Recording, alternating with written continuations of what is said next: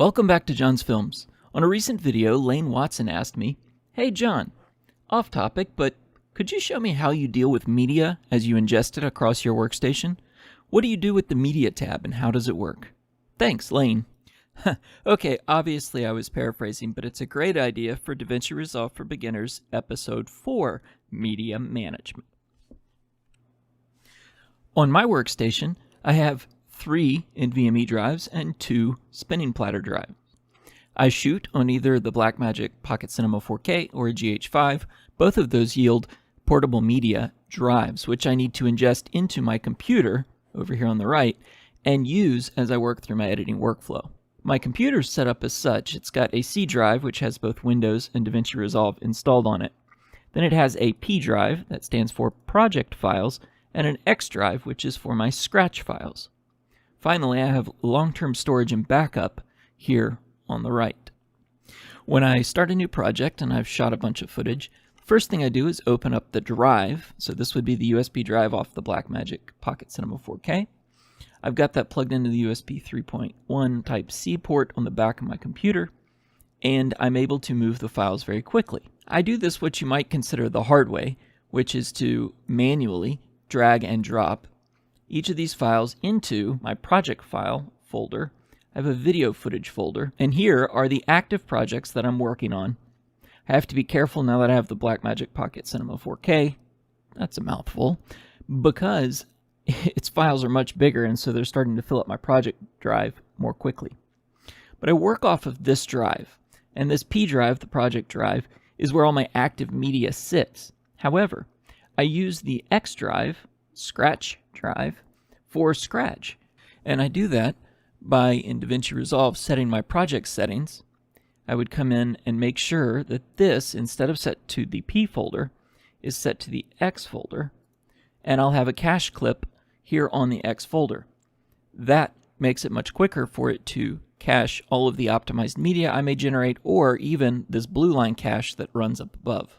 So I've got my cache clip, which runs here, and I've got my output, meaning when I render my files out, I can come over to my delivery tab, and when I set up a render job here, I always choose location to be the X drive.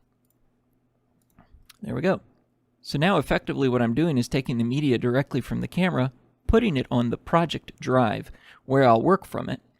The Davinci Resolve and Windows applications are running here on the C drive, so there's no conflict in I/O there. And Davinci Resolve is using the X drive or Scratch drive for both the cache and the output. When I'm finished working on a particular project, theoretically I'd be good about it and come to the project drive and copy that down into my bulk storage drive. I have a published videos section. There we go.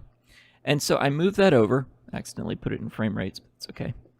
And I'm moving this over from the project drive into what I call my bulk storage drive here. Now I have a replication job that runs between the bulk storage drive and the backup drive, which is the second one, so that I've got 2 copies of my footage in case there's a drive failure.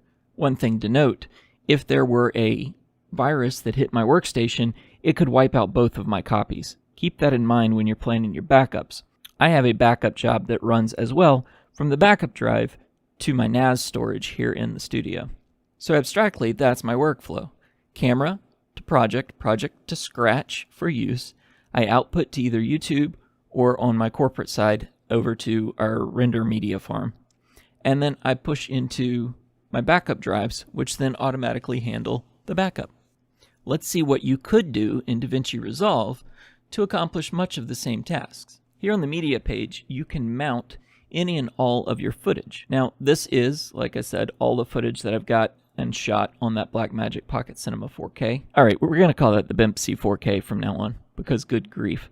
I could edit directly off of this drive if I wanted to. However, not going to do that. I'm going to use the clone tool. Opening Resolve, we'll jump to the media page at the bottom. You can see I've now got, on the left, all of the drives across my physical workstation.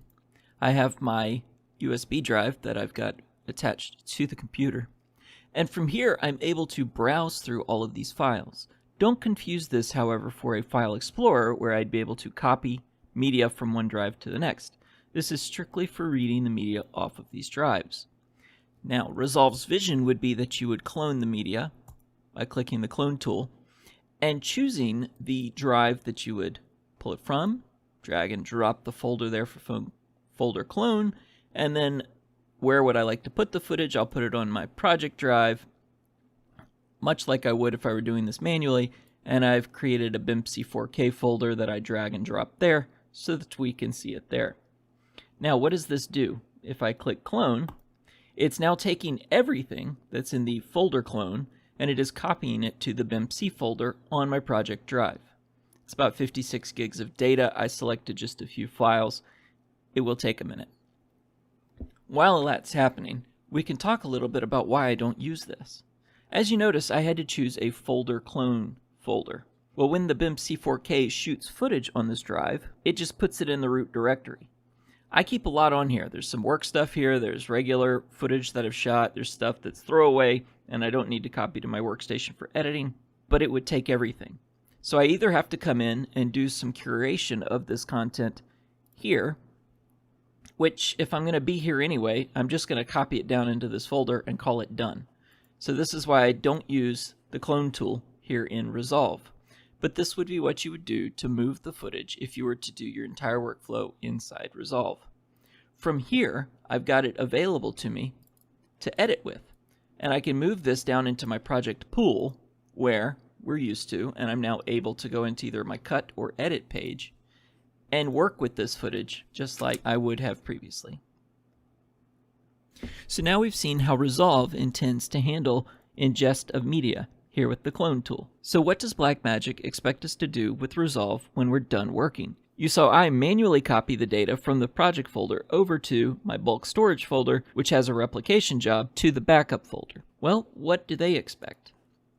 They expect us to go into File and Media Management. Here, and there's a great benefit to using this, I should use it more frequently. Here, I have the ability to copy or move an entire project down to a separate drive. In this case, I could choose my media destination drive to be my bulk storage drive. Go to Published Videos, there we go. And here, I would be able to move all of the media that has been touched by this project. So anything I've ingested and pulled into my media pool would be copied down to this drive. Or, and this is the big win if you're really archiving stuff, move only the used media files. So I could significantly cut down the amount of kind of throwaway garbage footage that I would have on my backup drives by checking this solution. Here we would move only the files that I've cut up and used.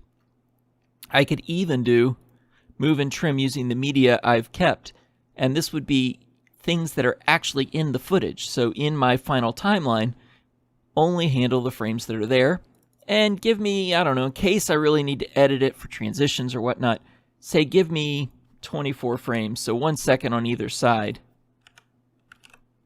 Whew. 1 second on either side of my cuts that are in there.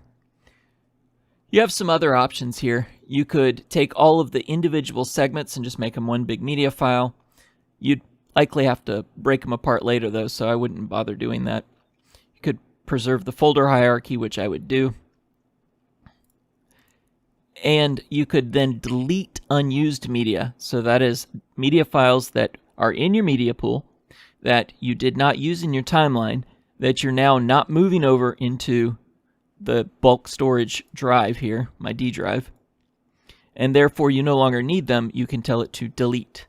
You get a fancy warning that says, warning, you're deleting files. But what you can see is it took a 100 gig project, and now because I don't have much on my timeline, 216 megabytes is all that it will take up on my bulk storage drive. The rest of this would get trashed.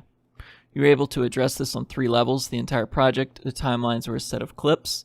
And further, if you'd like to transcode, in other words, manually create optimized media, or you have a different use for it that you need to throw it somewhere else, this is a quick way for you to transcode video that is bulk in a folder and move it in a different format to another folder. Thank you for watching Davinci Resolve for Beginners, Episode 4, Media Management. If you have any questions or other ideas for new videos, please reach out to me in the comments below. And, as always, like the video to help others find it. Thanks for watching. Have a great day.